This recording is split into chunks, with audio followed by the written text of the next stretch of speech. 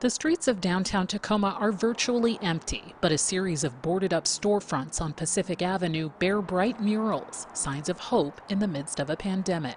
You can either be optimistic or pessimistic. John Crouch, who owns the clothing and accessories boutique Bleach, says he and his wife are trying to stay optimistic. The shop closed its doors March 17th, not long after their landlord, University of Washington Tacoma, shut down the campus and business slowed to a trickle. We just weren't seeing any traffic, and our employees were saying they'd see one or two people in a matter of many hours. Bleach quickly switched to online sales, but Crouch says he and the university's 18 other retail tenants on this strip worried.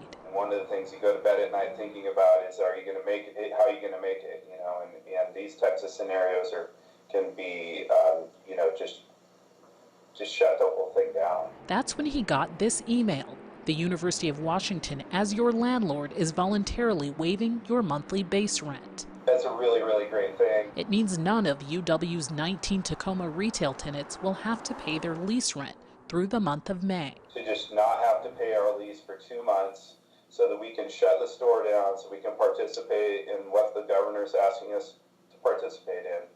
And knowing that all that product will be there. In a statement, a UW spokesman said UW Tacoma has an obligation to do what we can to help jumpstart the Pacific Avenue retail sector. It makes good business sense for us and our tenants.